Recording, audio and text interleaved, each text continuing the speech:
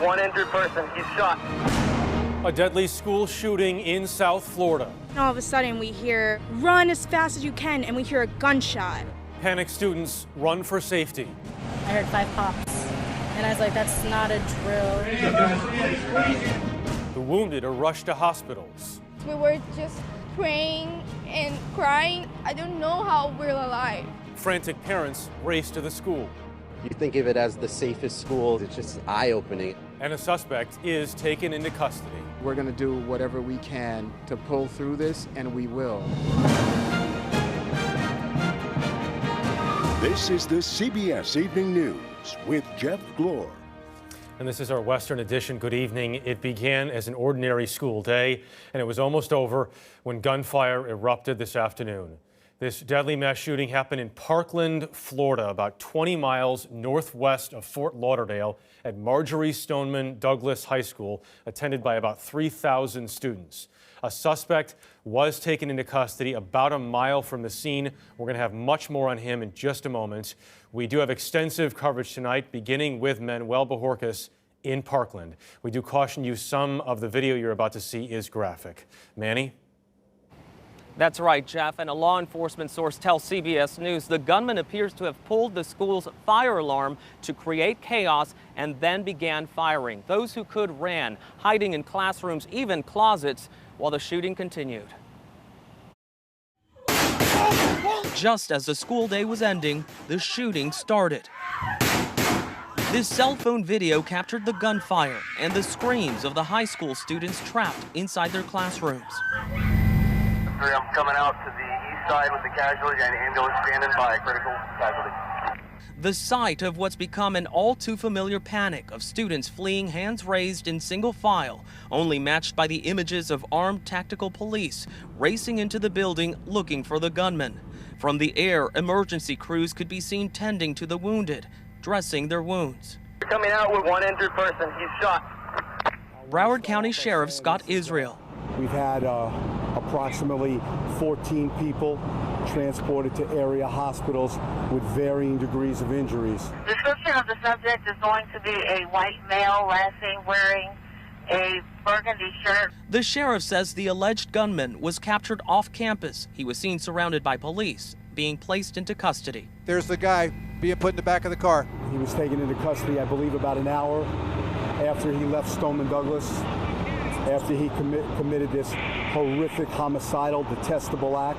I don't know how we're alive. Marjorie Stoneman Douglas High School freshman Bruna Oliveira says the gunman was just outside their door. For like 30 minutes, we were just like praying and crying, and then the police came and we just got out.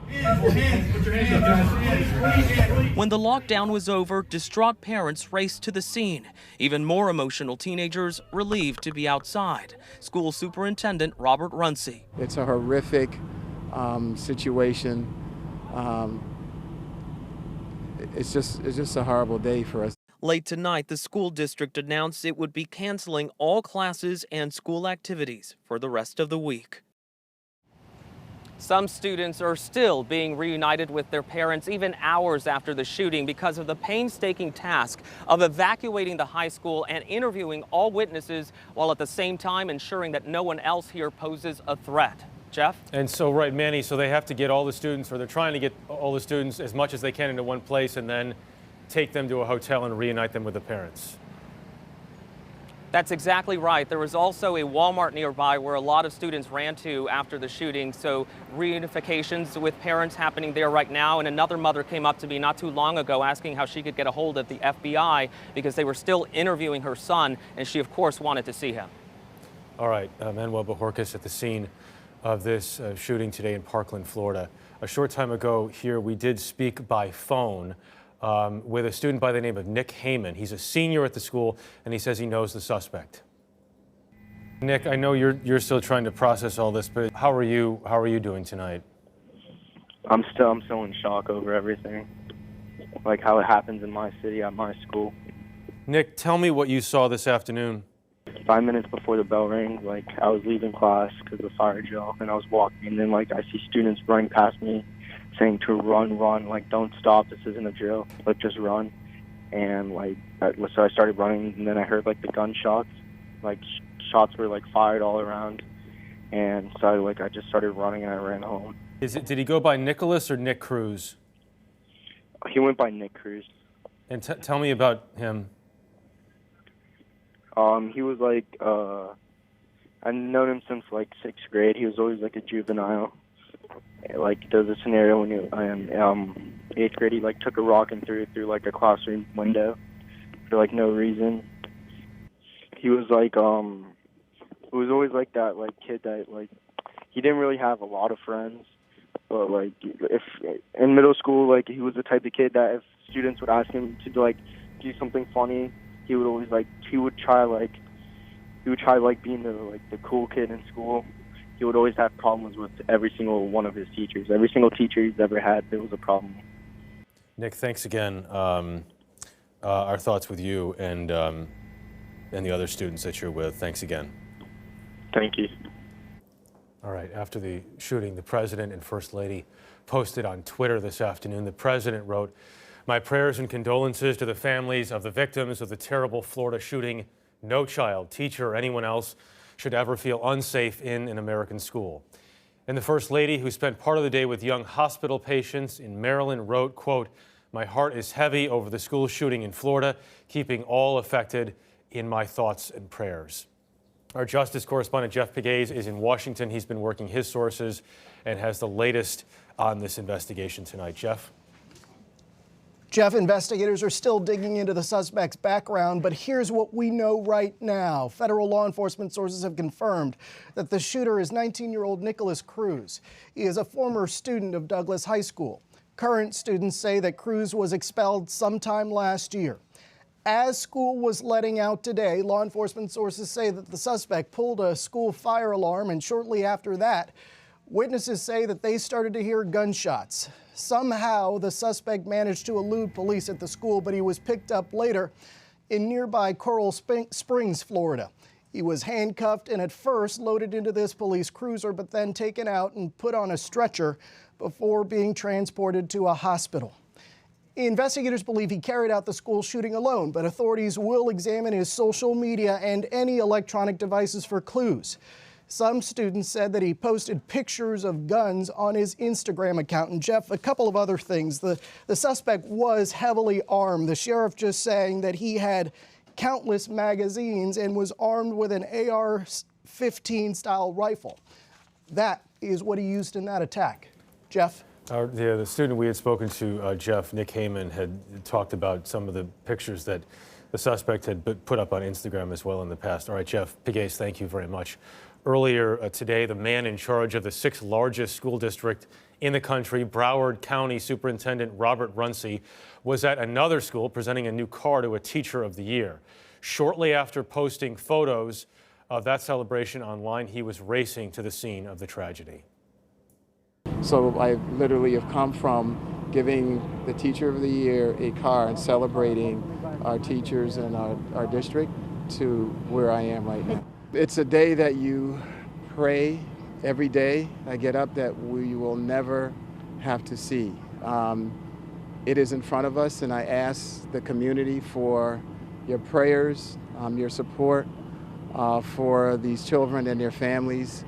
We're going to do whatever we can to come together as a community to pull through this, and we will. We do have more now on some of the shootings that have taken place, both at schools and elsewhere in the past few years, as we have reported on, and Don Daler has more on this. January 23rd, a young gunman opens fire inside a crowded school atrium in Kentucky, killing 2 students and wounding 14 others. I saw there was a lot of blood everywhere, and then people were getting shoved down. December 7th, at a high school in Aztec, New Mexico, another young gunman shoots and kills 2 of his classmates. I feel bad for all the kids who got hurt and for the kids who were in the shooting. November 14th, a gunman in Tehama County, California, fires 30 rounds into an elementary school as children hide beneath their desks. None of the school kids died, but after the gunman was killed by police, they discovered earlier he had murdered 5 people, including his wife. We located her dead body concealed under the floor of the residence. We believe that's probably what started this whole event. What starts these events is always the subject of detective work, community second-guessing, and familial agonizing. Perhaps the biggest question, why is this happening more frequently? This year, there have already been 18 school shootings. There were 7 by this time last year. Since 2013, the number of school shootings has steadily risen, with the sole exception being 2016, when there were only 48. Only, as if that was in any way acceptable or normal. As a sign of the times, more schools now prepare their students for gun violence. 2/3 of school districts report conducting active shooter drills, even though only 19 states require them. CBS News law enforcement analyst Paul Violas. This is something that is so prevalent, it's actually rehearsed, it's part of curriculum across the United States. Making sure that we understand how to properly and expeditiously and safely contain this type of situation and minimize the injury.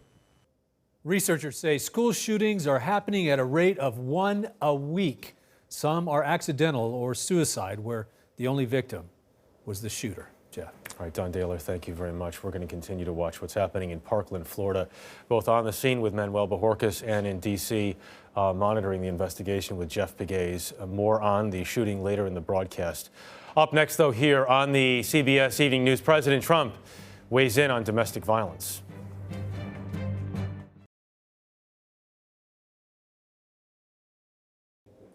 President Trump broke his silence on domestic violence today, a week after a top White House aide accused of spousal abuse was forced to resign. The president's chief of staff is also under pressure to explain what he knew and when. Chip Reed is at the White House with more on this. Chip? Well, good evening. White House officials tell CBS News that the Rob Porter situation is, quote, a mess that keeps getting worse, and that it's creating new divisions among White House staff. It took a full week after the Rob Porter story became public for President Trump to weigh in on domestic violence. I am totally opposed to domestic violence of any kind. Everyone knows that, and it almost wouldn't even have to be said. But it's unclear whether that brief statement will do much to quell the turmoil generated by the White House's handling of allegations that former senior advisor Porter abused his 2 ex-wives. One top White House advisor told CBS News the West Wing staff is, quote, coming apart at the seams. Another senior administration official criticized top White House staff, saying they're not telling us the truth about Porter, adding that it has become evident that multiple White House officials knew for some time about the allegations of abuse. Some at the White House have blamed Chief of Staff John Kelly. Is General Kelly's job safe? Thank you all very much. President Trump did not respond, but some here say Kelly's job security remains uncertain. Vice President Pence today disagreed. John Kelly has done a remarkable job as Chief of Staff for President of the United States. And I look forward to continuing to work with him. Kelly's defenders argue he is taking the fall for White House counsel Don McGahn, who they argue was closer to the Porter investigation and should have responded more forcefully. Don McGahn would be somebody that I would want to talk to. I would want to find out what he knew, when he knew it, what he did with that information. Republican Trey Gowdy, chairman of the House Oversight Committee, announced today that he's opening an investigation into White House clearance procedures with a focus on Rob Porter, and he intends to get to the bottom of it. I hate to say I don't give a damn about the politics of it, but I really don't. Gowdy says he also wants to understand how someone with credible allegations of domestic violence in his past could hold one of the top White House jobs for more than a year. Jeff? All right, Chip Reed at the White House, thank you very much. Questions are also being raised about the travel practices of a 5th member of the president's cabinet, this time Veterans Affairs Secretary David Shulkin. He traveled to Europe last summer with his wife on the department's dime. Nancy Cordes is following this story. It was done on our dollar, no taxpayer dollars. For months, VA Secretary David Shulkin has defended his 10-day European trip. But in a 97-page report today, the VA's Inspector General outlined a number of serious derelictions, saying Shulkin made misleading statements, improperly accepted Wimbledon tickets, and turned an aide into a personal travel concierge to plan high tea and Roman baths. The report paints a very different picture than Shulkin did when he spoke to CBS This Morning in November. It was a business trip. We did the business. That was always our top priority. Investigators determined that Shulkin's own chief of staff altered an email from an aide to make it appear that Secretary Shulkin would be receiving an award in Denmark so that his wife's $4,300 airline ticket would be paid by the U.S. government. As a veteran, were you offended? Deeply offended. Colorado Republican Mike Kaufman chairs the House Veterans Affairs Committee and is calling on Shulkin to step down. He's really part of the culture of corruption that too often defines this organization. I just don't think that he has the moral authority to clean it up. Shulkin is the fifth Trump cabinet member to have his travel practices scrutinized. Even Republicans were dismayed today to hear that EPA Administrator Scott Pruitt flies first class. I think they ought to ride in, like I do, in the back of the bus. Pruitt insists the pricey tickets aren't his choice. The decision was made by security personnel. As for Shulkin, he continues to say he did nothing wrong, but he did tell the Military Times today that he will be writing a check to the U.S. government to reimburse it for part of that European trip. Jeff? Nancy Cordes, thank you very much. We will be back in just a moment with a witness to the Florida school shooting.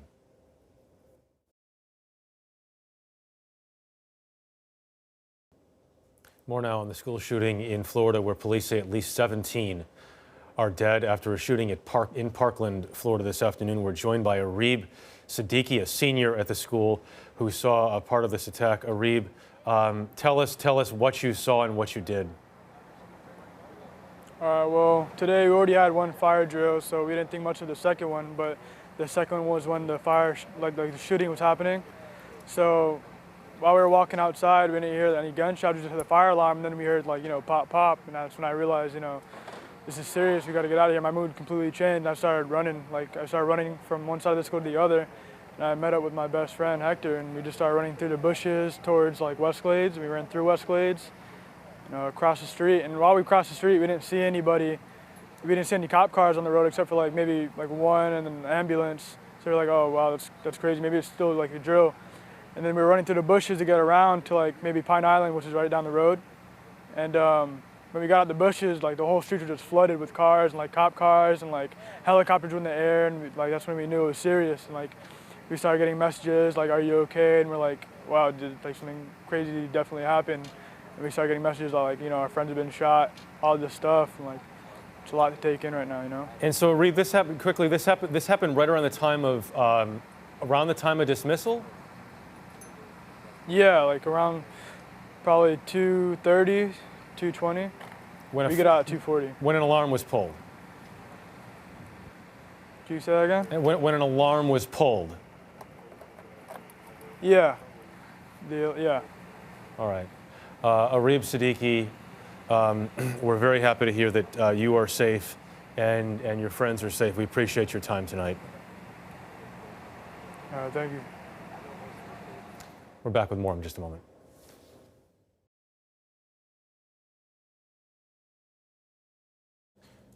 Broward County Sheriff Scott Israel calls this an unbelievably catastrophic day. Manuel Bojorquez is in Parkland, Florida again with late details on this high school shooting. Manny? That's right. The sheriff also confirming some further details about what was found at the school. 12 of the victims were told were inside the building. Another victim was out on the street area, and another 2 people died in the hospital. What is interesting about that, if you think about it, is it gives you an indication of exactly how long this shooting may have happened and in how many different areas. You saw some of that video there where students were already hiding and you could hear more shots. So clearly this was a shooting that went on for quite some time and not only got to people who were hiding inside classrooms and in the school hallways, but of course people who were outside. Again, the information we have from law enforcement sources is that the gunman, according to those sources, had some degree of planning here by pulling the fire alarm at the school to create that chaos and then opening fire. And as you just heard from one of the students who was in that building, it really was chaos after those shots rang out, with people running not only through the halls of that building trying to get away from it, but also on the outside running through bushes trying to ensure that they could escape with their lives. Right now, the identities of the deceased have not been released. Jeff? All right, Manny, thank you very much. We are going to continue to follow developments to the evening and bring you the very latest on our streaming news service, CBSN, after this shooting in Parkland, Florida. That is the CBS Evening News tonight. I'm Jeff Glor. Good night.